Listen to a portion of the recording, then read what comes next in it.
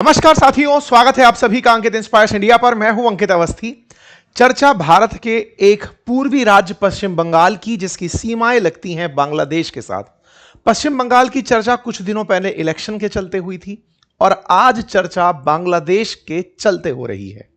बांग्लादेश ने यानी कि पिछले एक साल में मोहम्मद यूनुस की जब सरकार यहां रही, खालिदा जिया, शेख हसीना के बाद एक ऐसी सरकार जिसे जनता ने नहीं चुना था, लेकिन जैन जी आंदोलन की वजह से शायद एक जनता की सरकार यहां पर बनी थी, जिसे लोगों का समर्थन था, लेकिन इलेक्टोरल तरीके से नहीं।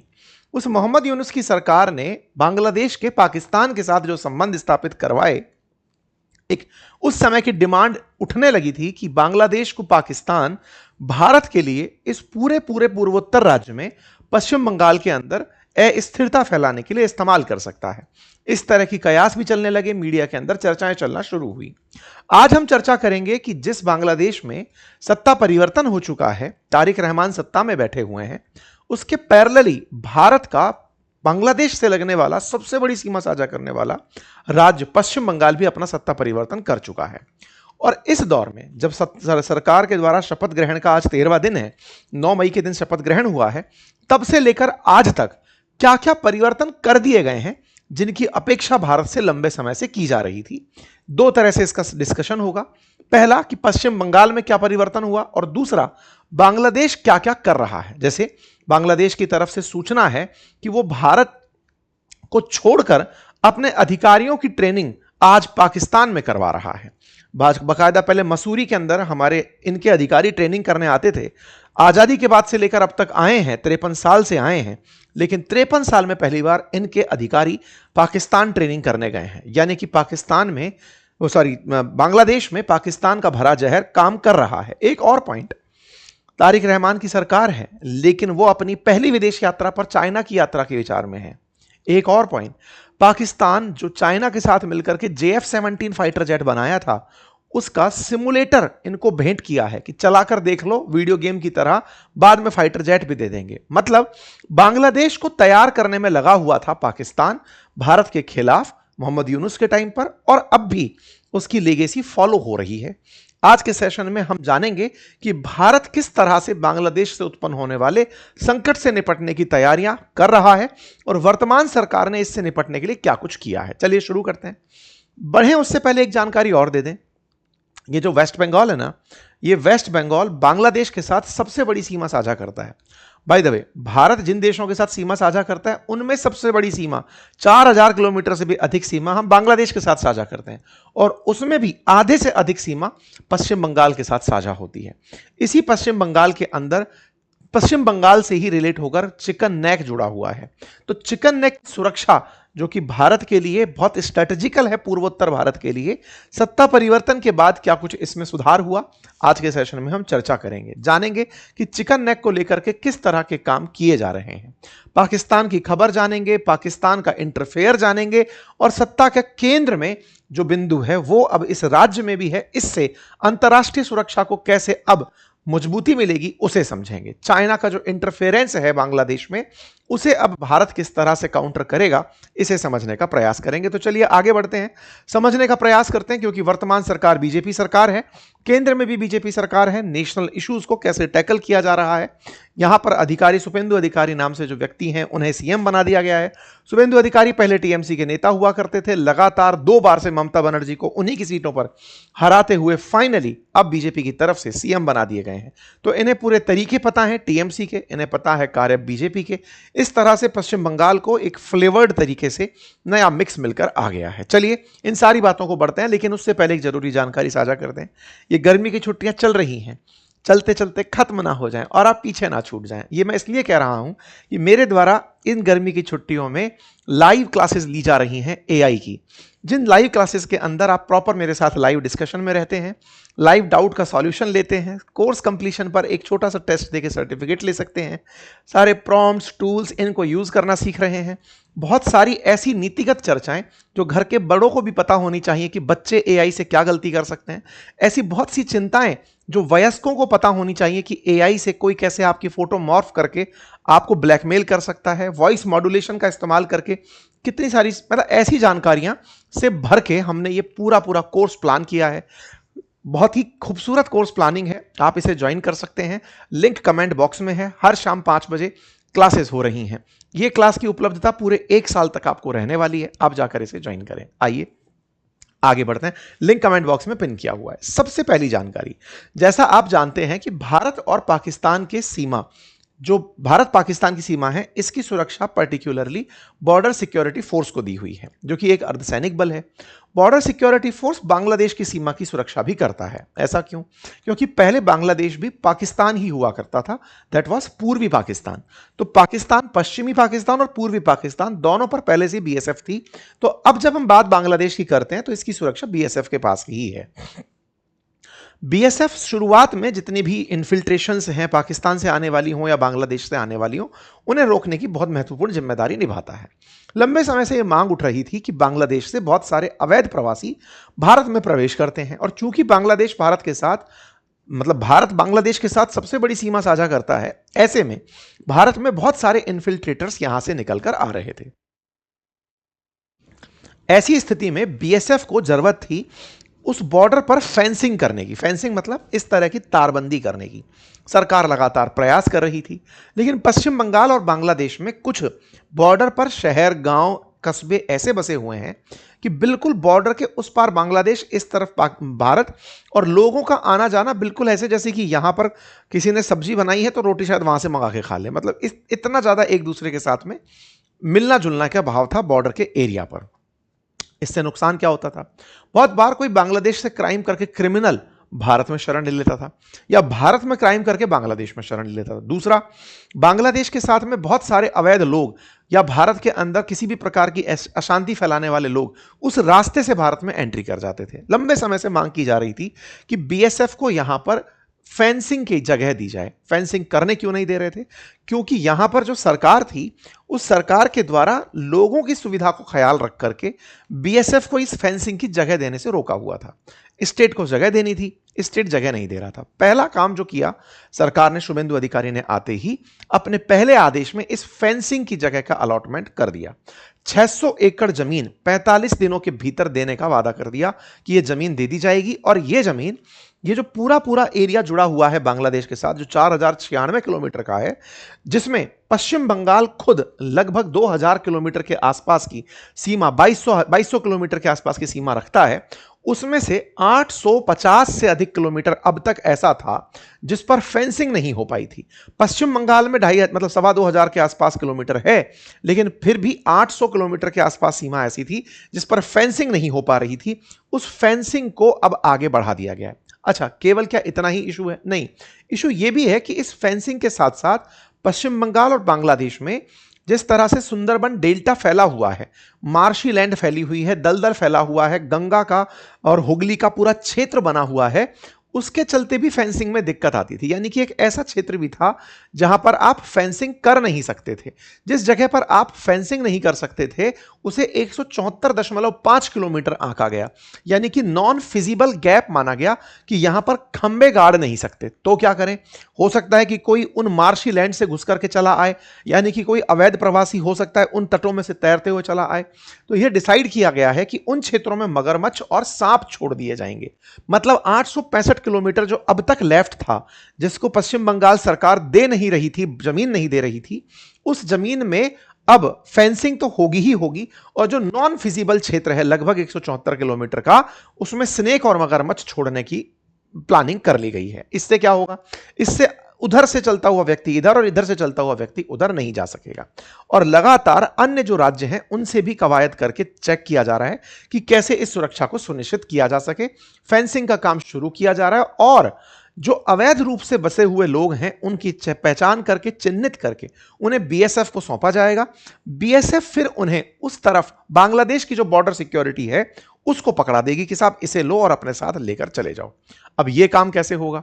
देखो, कुछ दिन पहले ही, आपको मालूम है कुछ साल पहले ही भारत में सिटीजनशिप अमेंडमेंट एक्ट आया था, जिसके अंदर बांग्लादेश, पाकिस्तान, अफगानिस्तान जैसे देशों में मतलब मुसलमानों को छोड़ करके वो लोग जिन पर ज्यादतियां हुई धर्म के आधार पर, हिंदू, मुस्लिम, सिख, ईसाई, पारसी, जिन पर ज्यादतियां हुई और वो उन देशों से निकलकर भारत में शरण प्राप्त करने आ गए थे दिसंबर 2024 से पहले, तो उन्हें अपने देश में यानी भारत में नागरिकता देना और उसके अलावा अगर कोई आ गया है तो उसे वापस भेज देना। इनडायरेक्ट मीनिंग यही था।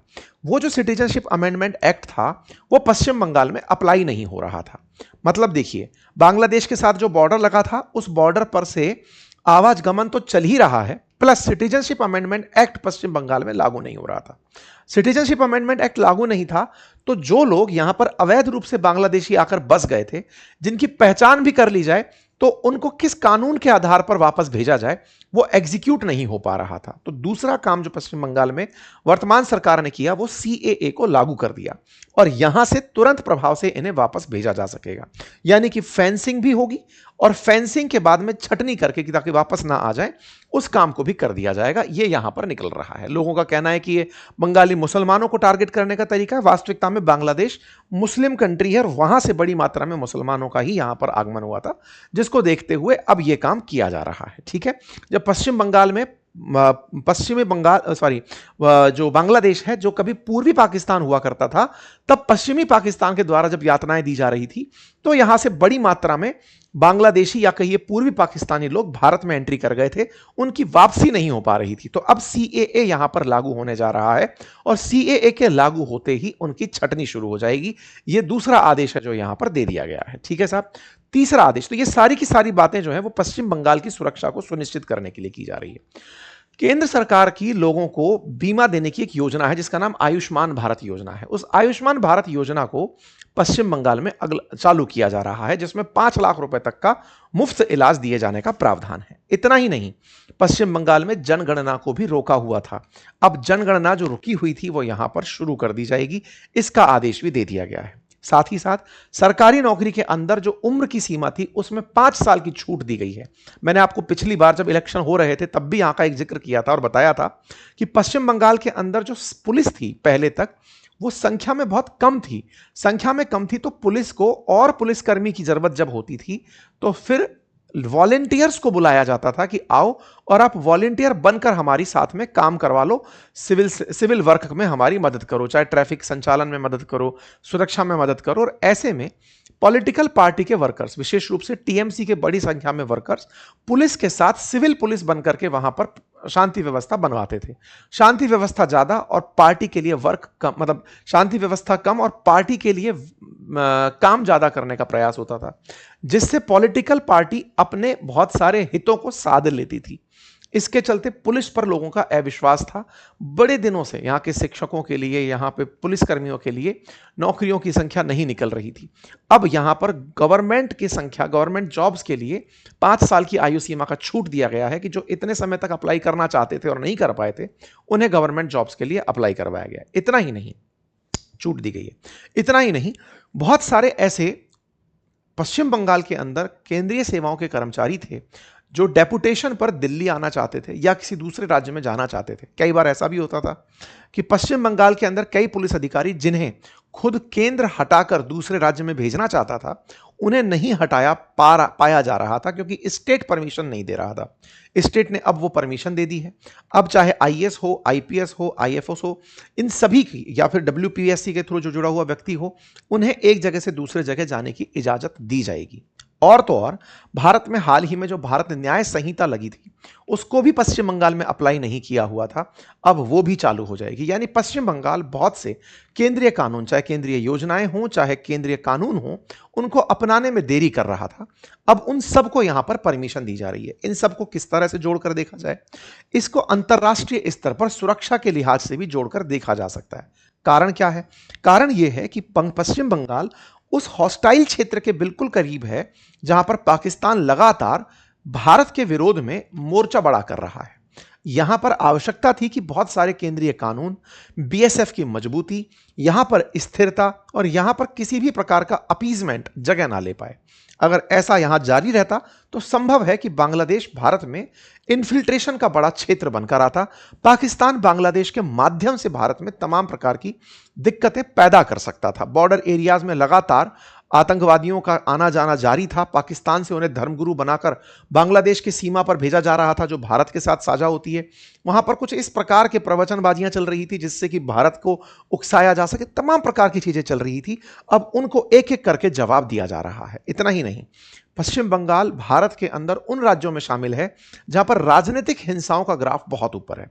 उन राजनीतिक हिंसाओं में जो भी बीजेपी के कार्यकर्ता मरे, उन कार्यकर्ताओं को या तो सरकारी नौकरी या आर्थिक सहायता देने का प्लान किया जा रहा है। हालांकि इस पर लोगों का तर्क यह है कि केवल बीजेपी ही क्यों, कांग्रेस के या फिर अदर अपोजिशन पार्टी के और इवन टीएमसी का भी कोई कार्यकर्ता अगर किसी राजनीतिक मुठभेड़ का शिकार हुआ है तो उनके परिवारजनों को भी राज्य अपनी तरफ से क्या मदद दे, इस पर विश्वास में इस पर काम किया जाना चाहिए। पार्टी विशेष को क्यों फायदा पहुंचाया जा रहा है, यह अपने आप में एक बड़ा सवाल यहां पर बना हुआ है।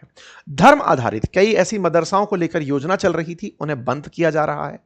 अन्नपूर्णा योजना यानी महिलाओं के लिए 1 जून से अन्नपूर्णा योजना शुरू होने जा रही है, जिसमें उन्हें हर महीने 3,000 रुपए की आर्थिक मदद मिलेगी। कुछ इस तरह की योजनाएं, साथ ही साथ कुछ ऐसी नियुक्तियां जो टीएमसी के राज में हो गई थी, उन्हें रद्द किया जा रहा है। और गौ हत्या पर नया नोटिस जारी किया गया। अभी क्या है, बकरीद आने वाली है और यहां पर पब्लिक के अंदर भीड़ के बीच में या फिर लोगों के सामने ही गौवंश की, भैंस वंश की या फिर मवेशियों की हत्या उस त्योहार के अवसर पर की जा रही थी। इस पर सरकार के द्वारा रोक लगाई गई है। इवन हाई कोर्ट तक ने भी उसको आगे मान लिया है। सार्वजनिक स्थानों पर वध पर रोक लगा दी गई है। वधशालाओं का ही उपयोग करने के लिए कहा गया है और फिटनेस सर्टिफिकेट बिना पशु चिकित्सक के अगर कोई भी इस तरह से पशु में गाय, बैल, भैंस आदि का वध करता है तो उसे प्रॉपर तरीके से फिटनेस सर्टिफिकेट लेकर ही इस कार्य को अंजाम देना होगा। मतलब ये काम करने के लिए स्लॉटर हाउस के पास फिटनेस सर्टिफिकेट चाहिए होगा। हाईकोर्ट ने और सरकार ने यह काम सुनिश्चित कर दिया। तो कुछ ऐसे कदम यहां पर उठाए गए हैं जो पश्चिम बंगाल में बांग्लादेश के बॉर्डर के किनारे होते हुए, टीएमसी की सरकार के होते हुए जो हो नहीं पा रहे थे, उन्हें एग्जीक्यूट कर दिया गया। इस पर टीएमसी की भी प्रतिक्रिया है। टीएमसी ने अपनी तरफ सर्विस पर प्रतिक्रिया दी है, क्योंकि सरकारी कर्मचारियों को प्रेस मीटिंग में बोलना जो पहले भी मना था, उन्हें रोका गया है। तो टीएमसी की अपनी तरफ से इस पर प्रतिक्रिया भी आई है। खैर, यह हुआ पश्चिम बंगाल का मामला कि क्या हो रहा है। इतना ही नहीं, एक मामला आपको जो पता हो, जो काफी ज्यादा भारत में उछला था, आरजी कर केस का, जिसमें कि एक मेडिकल छात्रा के साथ कॉलेज में रेप हुआ था और उसकी फिर हत्या कर दी गई थी। उस मामले को फिर से ओपन किया गया है और उस मामले को कलकत्ता हाईकोर्ट के निर्देशन में जून 25 तक सीबीआई को जांच की प्रोब करने के लिए कहा गया है। मतलब सीबीआई को इस मामले के अंदर जांच करने के लिए कहा गया है। तो कुल मिलाकर के शुरुआती 13 दिन में काफी सारे एग्जीक्यूशन हुए हैं, जिससे पश्चिम बंगाल केंद्र में चर्चा में आया हुआ है। अब और क्या हो रहा है, और है इंटरनेशनली डेवलपमेंट। अब मैं वो आपको बताता हूं। भारत के पूर्व में बैठा पाकिस्तान, जो कि पहले पाकिस्तान पूर्वी पाकिस्तान था, अब वो बांग्लादेश है। लेकिन वो जो काम कर रहा है वो कहीं ना कहीं इससे और इससे बोले तो चाइना से प्रभावित होकर कर रहा है। भारत के अंदर जैसे ही पश्चिम बंगाल में सरकार बनती है शुभेंदु अधिकारी की, तो शेख हसीना की पार्टी की तरफ से उन्हें बधाई प्रेषित की जाती है। साथ ही साथ में तारिक रहमान की जो बीएनपी पार्टी है वो भी कांग्रेचुलेशन भेजती है, लेकिन साथ में तीस्ता नदी को लेकर भी एक रिक्वेस्ट भेज देती है। अब ये तीस्ता की कहानी क्या है, हालांकि इस पर डिटेल में हमने सेशन किया हुआ है। भारत से एक नदी है जो कि बांग्लादेश में बहती है, लेकिन पश्चिम बंगाल भी उसमें अपना पानी का हिस्सा चाहता है, जिसको लेकर के भारत और बांग्लादेश के साथ साथ बांग्लादेश के इंटरेस्ट के खिलाफ पश्चिम बंगाल भी अपना इंटरेस्ट रेज करता रहा है। ममता बनर्जी के टाइम पर केंद्र के साथ इस बात को लेकर मतभेद रहा है कि जल बंटवारे को लेकर पश्चिम बंगाल को टेबल पर क्यों नहीं लिया जाता। बीएनपी ने इस बार टीएमसी से कहा, इससे भारत के अंदर बैठी बीजेपी की पार्टी जो पश्चिम बंगाल में है, इनसे कहा गया है कि तीस्ता जल बंटवारे को लेकर के कोई अच्छा फैसला ले लेना। अब देखना होगा कि तीस्ता जल बंटवारे में किस तरह से समझौता भारत अपने हित में करता है। इसके अलावा तारिक रहमान जो यहां पर वर्तमान में मतलब प्रधानमंत्री बने हैं, वो अपनी पहली विदेश यात्रा के लिए चाइना जा रहे हैं। ऐसा 19 मई को इंडिया टुडे के अंदर प्रकाशित हुआ। अब इसकी कोई पूर्ण सूचना नहीं आई है, लेकिन कुड बी डेस्टिनेशन करके ये न्यूज छापी गई है। इसके पीछे का तर्क क्या है? अक्सर ये देखा जाता है कि भारत के आसपास जितने भी छोटे देश हैं या फिर वो जो भारत को एज ए बिग ब्रदर देखते हैं, चाहे श्रीलंका हो, मालदीव्स हो, फिर चाहे बांग्लादेश, नेपाल, इनके प्रधानमंत्री पहली बार, क्योंकि इन्हें असल में आवश्यकता भारत की है। सोचकर देखने वाली बात है कि बांग्लादेश का 4000 से अधिक किलोमीटर बॉर्डर भारत के साथ साझा होता है, तो रियल में उसको भारत की जरूरत है। लेकिन अगर उस स्ट्रेस के बावजूद भी वो चाइना को प्रेफर करते हैं, तो ये भारत के लिए चिंता है। मतलब भारत को किनारा छोड़ के, हाशिए पर रख के वो अगर चाइना की यात्रा पर जाते हैं, तो ये दर्शाता है कि प्रायोरिटीज क्या है। हालांकि बीएनपी का पहले भी इतिहास यही रहा है। जो बांग्लादेश के अंदर तारिक रहमान की पार्टी है, इनकी माताजी जब पीएम हुआ करती थी, उनके भी इंटरेस्ट चाइना के साथ जुड़े रहे हैं। उन्होंने पाकिस्तान को कभी तवज्जो इतनी नहीं दी थी। बीच में जो मोहम्मद यूनुस आए थे, इन्होंने पाकिस्तान को टेबल पर ला दिया था चाइना के साथ साथ। खैर, फिलहाल के लिए तारिक रहमान आने वाले समय में चाइना को प्रेफरेंस दे रहे हैं, ये मीडिया में खबर है। आने वाले समय में क्या होगा देखा जाएगा। लेकिन एक चीज यहां से बता दूं मैं आपको, शेख हसीना भी जब पहली बार पीएम बनी थी, तब भी वो चाइना की यात्रा पर गई थी। तो यहां पर चाइना और इंडिया में किसे प्रेफर किया जाएगा, एक बड़ा मसला रहा है। ठीक है, खैर, शेख हसीना जब लास्ट टाइम जब पीएम बनी थी 2024 में, तो भारत की यात्रा पर आई थी। तो भारत और चाइना प्रेफरेंसेस हमेशा यहां के पीएम के रहे हैं। देखना होगा कि आने वाले समय में खालिदा जिया के पुत्र किस तरह से अपने कदम उठाते हैं। लेकिन इस बीच में इनके विदेश मंत्री चीन की यात्रा पर जा चुके हैं और वांग वी से मुलाकात कर चुके हैं। यह दर्शाता है कि निश्चित ही ये चाइना से अपने संबंधों को सुधारने में इन दिनों व्यस्त चल रहे हैं। इसके साथ साथ अब पाकिस्तान बांग्लादेश में क्या कर रहा है वो जानिए। पाकिस्तान चीन की मदद से एक फाइटर जेट बनाता है जिसका नाम है JF-17 थंडर ब्लॉक। इसका सिमुलेटर मतलब समझिए कि एक प्रकार का वीडियो गेम जैसा कुछ इस प्रकार का, जिसको आप टेबल पर रखा हुआ ऐसे देख सकते हैं, जिसमें कॉकपिट के अंदर आप बैठे हो तो आपको कैसा दृश्य दिखाई देगा, उस तरह का सिमुलेशन आपको स्क्रीन पर दिखाया जाता है। JF-17 का सिमुलेटर हाल ही में बांग्लादेश भेजा गया है। ये जो सिमुलेटर है, इस पर एयरफोर्स के पायलट ट्रेनिंग लेंगे। उद्देश्य क्या है कि अगर JF-17 आपके यहां आता है तो आप चलाएंगे कैसे। JF-17 पाकिस्तान दुनिया को बेच रहा है चीनी, लेकिन बेच पाकिस्तान रहा है, क्योंकि पाकिस्तान कहता है कि मैं मेरे कनेक्शन से बेचता हूं। ऐसे में बांग्लादेश में भी JF-17 आना, यानी फाइटर जेट आना, यह भारत के लिए कूटनीतिक चुनौती के रूप में कंसीडर किया जाना चाहिए, क्योंकि बांग्लादेश को जन्म देने वालों में हमारा नाम आता है। खैर, बांग्लादेश की एक और खबर है, और वो खबर यह है कि बांग्लादेश के जो ऑफिशियल्स हैं वो ट्रेनिंग के लिए पाकिस्तान जा रहे हैं। पाकिस्तान क्यों जा रहे हैं? पहले तक वो कहां थे? पहले वो मसूरी आया करते थे। जैसे भारत के अंदर ऑल इंडिया सर्विसेज हैं, ऐसे बांग्लादेश के ऑल इंडिया सर्विसेज होंगी, ऑल बांग्लादेश सर्विसेज होंगी। और उन ऑल बांग्लादेश सेवाओं के जो अधिकारी हैं, जो 53 साल से मसूरी में ट्रेनिंग लेने आते रहे सिविल सर्विसेज के, वो अब लाहौर की यात्रा पर हैं। उसकी तस्वीरें भी बाहर आई हैं, और ये अपने आप में एक ऐतिहासिक कदम माना जा रहा है। कदम यूं क्योंकि इतने समय बाद ये लोग लाहौर में ट्रेनिंग लेने गए हैं। ऐसी स्थिति पाकिस्तान और बांग्लादेश के नजदीक आने की पहचान बनती है। पाकिस्तान और बांग्लादेश पहले भी एक ही हुआ करते थे, लेकिन बीच में भारत के संबंधों के चलते बांग्लादेश पाकिस्तान से बहुत दूर हो गया था। मोहम्मद यूनुस ने इनको नजदीक लाने का काम किया, और वो अब तक चल रहा है। भारत को इसके लिए सतर्क रहने की आवश्यकता है, बॉर्डर्स को मजबूत रखने की आवश्यकता है, जिसके क्षेत्र में, जिसके लिए फिलहाल काम करते हुए चीजें दिखाई दे रही हैं। आप लोग इसे कैसे देखते हैं जरूर बताइएगा। भारत के इस स्टैंड को आप कैसे देखते हैं जरूर बताइएगा। भारत के द्वारा इन क्षेत्रों को सुरक्षित रखने के लिए, चिकन नेक कॉरिडोर को सुरक्षित रखने के लिए लगातार काम किए जा रहे हैं, सो दैट पूर्वोत्तर में कोई भी मैलाफाइड इंटेंशन देखा ना जा सके। ठीक है, फिलहाल के लिए जानकारी इतनी ही। जानकारी पसंद आई हो साथियों से साझा करें। आप इस विषय पर क्या सोचते हैं जरूर बताएं। और हां, लाइव क्लास का लिंक कमेंट बॉक्स में पिन किया गया है। इस ग्रीष्म काल में अपने छोटे बच्चों से लेके वयस्क और वृद्धजन, जो भी घर के बुजुर्ग हैं, आइए लाइव क्लास में सीखिए, AI का इस्तेमाल करना जानिए। पूरी 1 साल की वैलिडिटी के साथ कोर्स लिंक कमेंट बॉक्स में है। धन्यवाद।